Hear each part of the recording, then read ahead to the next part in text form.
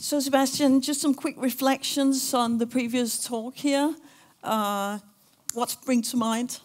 Many things. Thank you very much. I'm looking at my clock here. I could probably talk about that for half an hour. I think a bit of context to really talking about value creation in the oil and gas industry is very much highlighted already when I entered the room by Mr. Edwards earlier.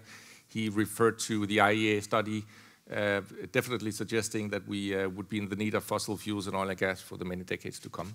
I think it's difficult to believe that that will not be the case, definitely. Even with a peak suggested by Ms. Seltvedt, I think we will not run out of demand in business for decades to come.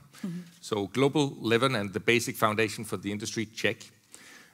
Society level, macro level, check as well. It does indeed drive welfare, job security, business, taxation, etc., etc. So I also think the industry is also going to play a huge and important role in the society going forward. At a business level, micro level, maybe I can refer back to where Dong Oil and Gas, the company I'm part of, with my colleagues here in the room, where we were a couple of years ago. We saw, as the rest of the industry, the drop in the oil prices hitting us quite severely, and we felt that we need to take a pretty deep look in the eyes of our business. That was indeed sobering. Felt a bit like a cold shower. We basically found out two things. First one was that we were not running cash positive. We kind of knew that from looking at the numbers, but we had at that time not been running cash positive for a number of years. And let me share with the strong audience here who have chosen to stay to the very end a small secret lecture in business economics. It's like your household. If your cost exceeds your income, you're kind of on average in a bit of trouble, or you need to go to the bank pretty often. We had a patient sponsor at that time. That was a good thing, but it's a basic requirement for a business to generate cash. And my point really is that you can make your checks on the global parameters, at the macro parameters, but at the end of the day, this is a business, and we need to generate cash and value creation for our owners. But how do you define value creation in relation to the society you're part of? Yes. I think there is the wider interpretation of value creation is very much about what I also already mentioned about creating jobs and creating business, and therefore also hopefully creating the basis for the government to take away their part through the taxation. So that's very much the wider interpretation of value creation as I see it for the society.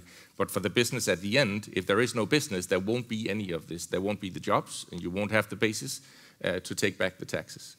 And that was another thing we saw at that time, not only running cash negative, but also we struggled to see the investment return equation work.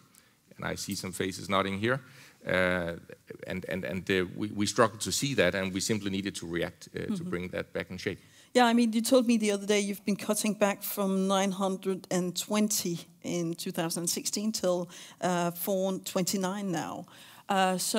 But I guess you expect that's going to create value in the long run, because in the short run, I guess it's a problem for the 500 people that lost their jobs, and it's a problem to Denmark in the short run. It was indeed, to be clear and frank, a very unpleasant process we went through, but it was indeed also necessary for making sure that we had a business and a job for the 429 that we still employ.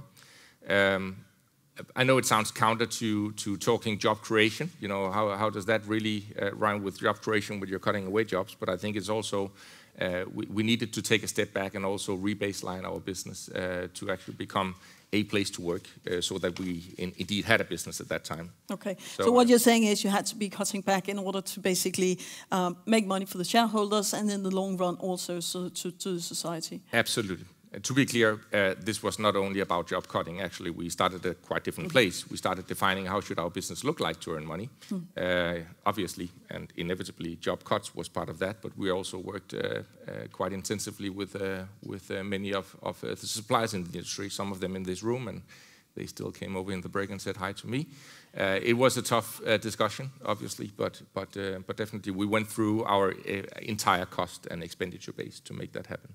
Okay, so seen from an operator perspective, what do you think Denmark could or should do in order to maximize operator revenue and thereby national revenue? I think there is a lot the industry can do itself, and we heard many good suggestions today. It's about enhancing oil recovery, staying lean on cost, making simpler solutions, working smarter and harder, and the whole thing. I'll probably be a bit careful here, not making a proposal to how the future taxation of oil and gas should look like in Denmark, so I'll resist from that. But I do think it's important when you think about taxation that you think about it in the wider context, not as mathematical as volume times price equals revenue minus cost minus investments equals tax basis of what kind, but also factoring in risk, as we also heard before, and Mother Nature. At the end of the day, this is a risky industry, and it will not become less risky, or it will less risky over the years to come. I would expect, at least when I listen to our technical staff, that we should be prepared to move even further offshore, deeper down, higher pressure and temperatures in our reservoirs, and also more harsh environment.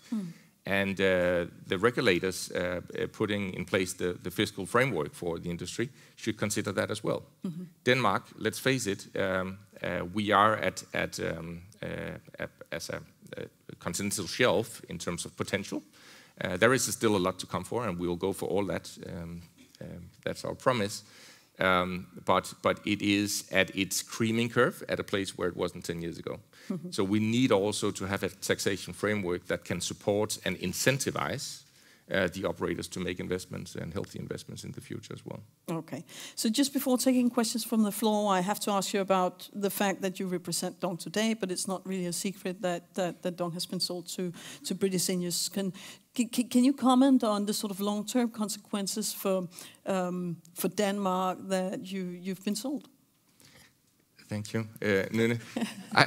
I think I will need, as Martin did, I think refer to a deal and transaction that has not been closed yet. And for that obvious reason, I cannot sit here and talk about that. Probably also a bit premature. We need to define the future strategy and direction of our company with our new owners from Ineos. It was a deal agreed back in May, and we are still targeting a closing as we have guided with in Q3 of this year. So, which is soon. Which is another 10 days. Please call me on the 1st of October and ask me if that happened. But that's our target. But in terms of future direction, definitely leaning towards the statements already put in the public domain by the senior executives from Ineos. They do believe in our business. They have bought it as a platform, business platform. And they definitely also see the potential on the Danish continental shelf inside our business, the resources and also the resources not yet developed. Okay, I accept that answer. Any questions from the audience for Sebastian? No? Well, I'm pretty sure you'll hang out for a drink or two, so you might be available for questions. Thank you very much for joining us. Thank you.